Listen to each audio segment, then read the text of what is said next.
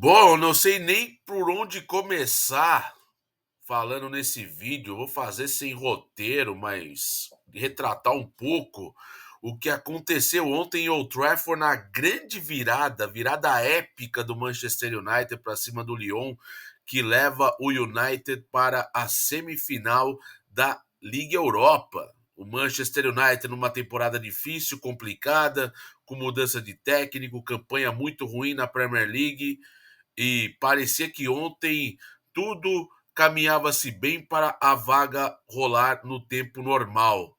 Mas não, o Manchester United volta a tropeçar nos seus próprios erros e o Lyon acaba aprontando demais. E aí vem o momento sobrenatural que faltava até para esse Manchester United em má fase, né? Precisava um pouquinho, né, desse tempero de reação, né, de retomada, de volta por cima. E, claro, muito abençoado porque Sir Alex Ferguson estava presente no estádio. O jogo foi totalmente maluco, galera. E a virada nos acréscimos do segundo tempo da prorrogação relembrou 1999, por que não, naquela virada épica do Manchester United na final no Camp Nou contra o Bayern de Munique na Liga dos Campeões. É claro que o torcedor mais velho do Manchester United vai recordar dessa data, mas o torcedor jovem, a criança, por exemplo, que foi flagrada ali nas câmeras, chorando quando o Lyon tinha aberto 4-2 no primeiro tempo da prorrogação, né? O segundo gol já no segundo tempo, aliás. E o Manchester United com 3 gols em 10 minutos numa retomada absurda. É difícil a gente falar desse jogo porque o que aconteceu ontem relembrou um pouco do que o Manchester United viveu com o Ferguson, entende? Né? Com gols à prorrogação, aqueles gols salvadores, né? No tempo de acréscimo, né? Aquela energia do estádio e a torcida não desistindo, mesmo tomando 4-2, estava presente no estádio e não meteu o pé e apoiou o time. E aí, um show de Casimiro na prorrogação, participando dos 2 gols em assistências e ainda sofrendo o pênalti em que o Bruno Fernandes marca o terceiro gol. Um jogo maluco, mas um dos jogos mais incríveis da temporada, sem sombra de dúvidas. É uma partida sensacional do Manchester United nos últimos 10 anos, não tem a sombra de dúvidas. É claro que o Lyon conseguiu essa virada, né? com, é, com um a menos, cara. O Tolisso foi expulso logo no finalzinho do tempo normal, aos 44 do segundo tempo. E olha, foi uma partida em que o Manchester United poderia até mudar um pouco o curso dela, mas o roteiro é de cinema, cara, é absurdo. É um roteiro absurdo. Porque o United faz 2-0, abre 2-0 no primeiro tempo, jogando muito bem com o Gart e com o Diogo Dalot. Ainda teve a oportunidade de fazer o terceiro com o Bruno Fernandes, um chute no travessão, inserir um golaço. E não acontece esse gol. E aí o Lyon muda muito no segundo tempo, melhora demais. Não é à toa que o equilíbrio da partida foi retratado nas estatísticas, né? Foram 21 finalizações para cada time durante todo os 120 minutos jogados, né? Mais os acréscimos, evidentemente. E o Tolisso diminui, o Talhafico empata, e aí vem o drama, né? Porque são gols provenientes de falhas defensivas do Manchester United, naquilo que a gente está sempre aqui batendo na mesma tecla, né? Em que o Manchester United tropeça nos próprios erros, né?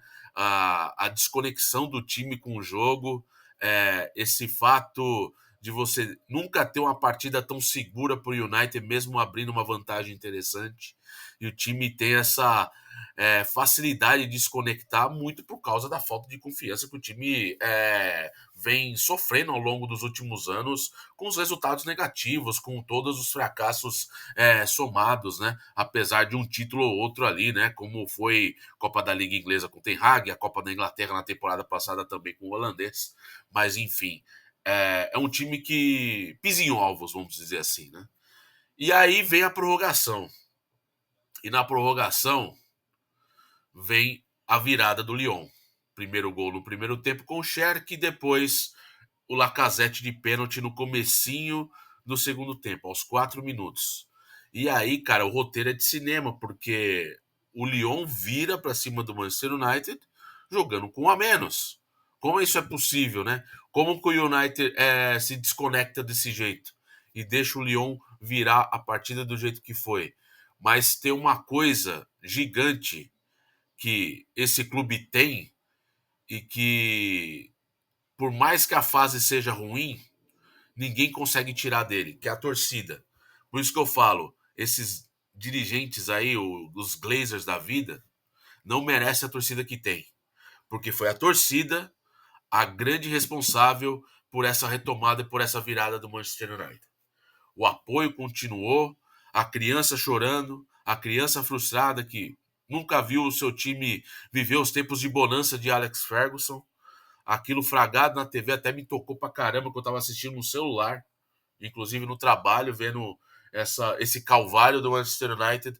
E aí as coisas vão ressurgindo.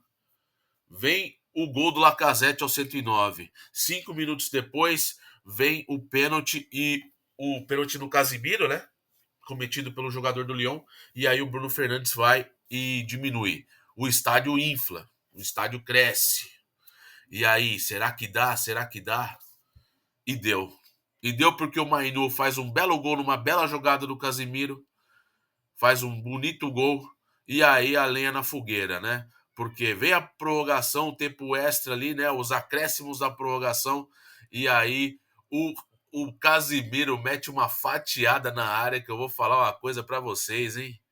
O Casimiro no melhor jogo dele desde que chegou ao Manchester United disparado, defendendo, brigando por cada posse de bola. Ele acha uma fatiada para o Maguire de centroavante, curtindo uma de centroavante, porque naquela hora da partida, não importa o que era meia, o que era lateral, todo mundo no ataque, vamos nessa, e o Maguire consegue escorar para fazer o gol salvador. O Harry Maguire, que muito criticado, claro, tem todas as críticas para a gente falar sobre a passagem do Maguire no Manchester United, um zagueiro super valorizado, com futebol bem mais ou menos, mas ele foi o grande herói dessa grande virada do Manchester United, que me fez relembrar o Fergie Time dos tempos áureos da Premier League, que me fez relembrar a conquista da Champions de 99 num sabor sensacional. A Europa League, pessoal, é um torneio que, por mais que a gente fale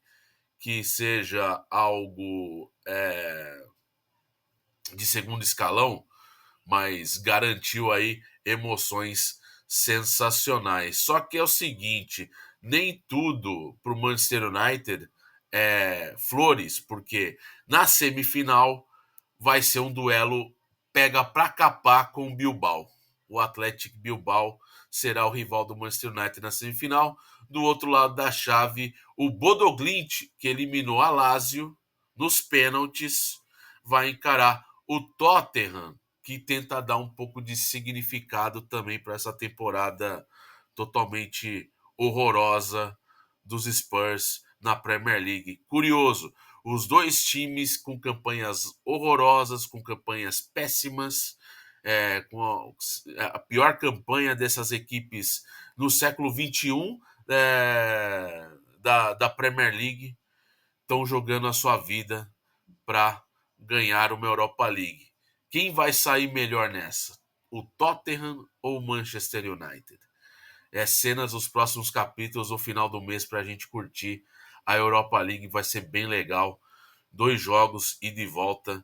E olha, eu não duvido o United e o Tottenham fazerem a grande final da Europa League nessa temporada para duelar, para ver quem vai terminar, pelo menos com um prêmio de consolação e uma vaga na Champions, e também quem vai chorar na cama quente para afogar as mágoas de uma temporada catastrófica. Tanto o Tottenham como o Manchester United, né?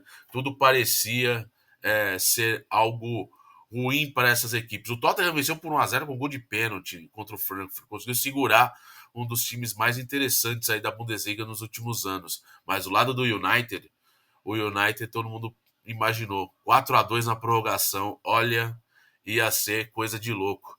O time ia acabar ali realmente com a sua pior campanha do novo século, é, afogando as mágoas e sem nenhuma perspectiva para o futuro, porque esse time vai precisar ser totalmente remontado e não vai ser em uma janela de transferências que o United vai conseguir fazer isso. Mas interessante porque na Europa League podemos ter uma final inglesa e uma final inglesa entre dois times que praticamente não existiram na temporada, se falando de competições nacionais da Premier League, tanto nas Copas como também no próprio campeonato. Né? O Manchester United é o 14º, o Tottenham é o 15º. Então é muito incomum a gente ver isso, apesar de que a queda livre do Manchester United já vem de tempos, mas ninguém esperava que Tottenham e Manchester United, em abril de 2025, estariam disputando uma Premier League e estariam faltando 5 rodadas para o final do campeonato, 6 rodadas para o final do campeonato, ali na 14ª e 15ª colocação. Impensável.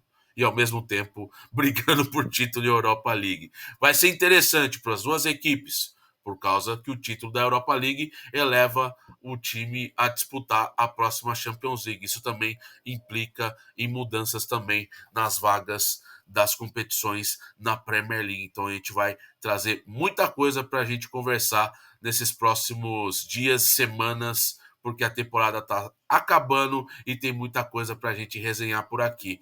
Eu agradeço demais, tá? Quem esteve aqui nesse vídeo. Foi épico, foi sensacional, foi um resgate de um momento perdido, né, há muito tempo atrás, mas a virada do Manchester United pode ser um combustível para esse time tentar buscar voos maiores na Europa League. O próprio Rubem Amorim deu entrevista falando que a dedicação é total agora na Europa League, já que a Premier League tanto faz terminar em 14º ou terminar em 15º ou em 12º, enfim, o Manchester United não tem nenhuma projeção de evolução na tabela da Premier League diante desse cenário muito ruim de troca de técnicos, elenco fraco e entre outras coisas mais, né? Lesões também, né? Muitos jogadores lesionados. E vamos a ver. Vai ser bem interessante acompanhar tanto o Tottenham como o Manchester United nessa reta final de Europa League. E é claro, você não perde nada aqui no canal, beleza? Curta o feriado, hein? Aproveitem e a gente se vê no próximo conteúdo aqui no canal, beleza? Um forte abraço, tamo junto e até mais.